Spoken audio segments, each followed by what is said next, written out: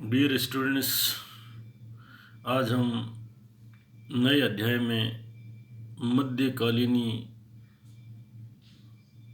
दार्शनिक संत Thomas Aquinas के बारे में पढ़ेंगे। प्राय एक्विनास में से एक प्रश्न पूछा जाता है और विशेषकर उसके कानूनों के वर्गीकरण को लेकर, क्योंकि मध्यकालीनी समय में इनका कानूनों का वर्गीकरण कुछ प्रासंगिकता रखता है, इसलिए उसमें से भी प्रश्न पूछा जाता है। आज हम थॉमस एक्विनास के जीवन पर कुछ नज़र डालेंगे। एक्विनास मैकियावेली की भांति इटली में ही पैदा हुआ था। मध्यकालीनी महान संत दार्शनिक था, कैथोलिक पादरी रहा, पेरिस्ट रहा, चर्च का मुखिया रहा, डॉक्टर ऑफ चर्च रहा।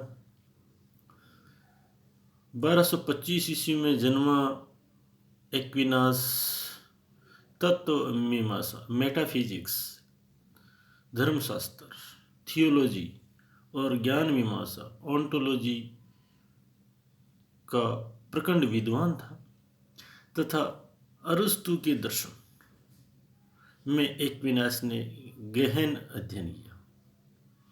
एक्विनास अरस्तु से इतना प्रभावित था कि वह अरस्तु को दार्शनिक कहता था और एक्विनास को मध्यकालीनी अरस्तु कहा जाता है। उसने अरस्तु के दर्शन को ईसाई धर्म के साथ संश्लेषित मिलाने का प्रयास किया। एक्विनास की प्रमुख कृति सुमा थियोलॉजिया थी। इस पुस्तक में कैथोलिक ईसाई धर्म व चर्च की शिक्षाओं का वर्णन मिलता है। ईश्वर के अस्तित्व व उसकी प्रकृति, नैतिकता के सिद्धांत, ईसाई धर्म, संस्कार व कर्मकांडों का वर्णन इसमें मिलता है। इस पुस्तक को मध्यकाल में ईसाई धर्म की बाइबिल के रूप में माना जाता था और एक्विनास को मध्यकालीनी अरस्तु कहा जाता है। अपनी महान रचनाओं और धार्मिक अध्ययनों के लिए एक्विनास को पोप बेनेडिक्ट ने संत की उपाधि से नवाजा था। एक्विनास के प्रमुख विचार पर हम नज़र डालें तो एक्विनास का मुख्य मुद्दा था चर्च व राज्य सत्ता का विवाद। एक्विनास ने इस विवाद में पोप व चर्च का समर्थन किया। उन्होंने विवेक के स्थान पर आस्था को महत्वपूर्ण माना।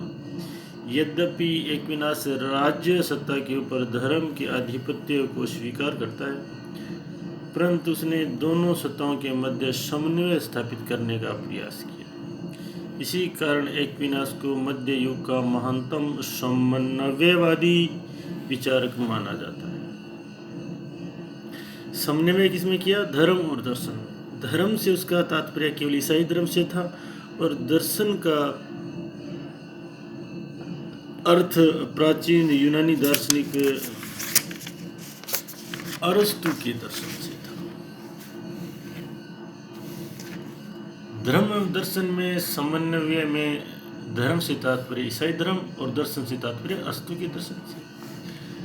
परंतु एक्विनास के अनुसार ईसाई धर्म द्वारा प्रतिपादित सत्य ही पूर्ण सत्य है, यानी ईसाई धर्म को ही वह प्रधानता देता है। एक्विनास पारलौकिक आनंद या ईश्वरीय आनंद की प्राप्ति को ही प्रमुख मानता है, जिसकी प्राप्ति के लिए चर्च महत्वपूर्ण समझता है। अर्थात एक्विनास चर्च का समर्थक था, परंतु उन्होंने अपने समन्वयवादी दृष्टिकोण में कहा कि चर्च राज्य का प्रतिनिधि नहीं है, उनमें कोई मतभेद नहीं है, कोई झगड़ा फसाद नहीं है, बल्कि सामाजिक क्षेत्र में दोनों सहयोगी हैं। मानव ज्ञान के संदर्भ में उन्होंने कहा कि मानव ज्ञान एक एकीकृत इकाई है, जिसकी तुलना एक्विनास ने एक पिरामिड से की, जिसके शिखर पर आस्था है, विवेक नहीं। अर्थात ईश्वर है मानवीय विवेक ने। पिरामिड आप देख रहे हो, जिसमें निम्न श्रेणी अर्थात आधार पर प्राकृतिक विज्ञान को रखा गया और शीर्ष पर ईश्वरीय धर्म व आस्था को रखा है। पिरामिड के माध्यम से एक्विनास ने अपनी व्याख्या इस प्रकार की है। प्राकृतिक विज्ञान, आप जानते हैं प्राकृतिक विज्ञान क्या है?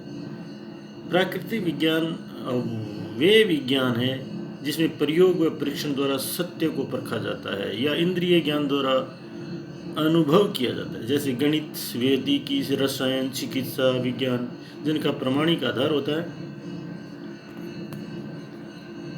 और एक्विनास का आधार अर्थात निम्नतम स्तर पर रखा है इसको।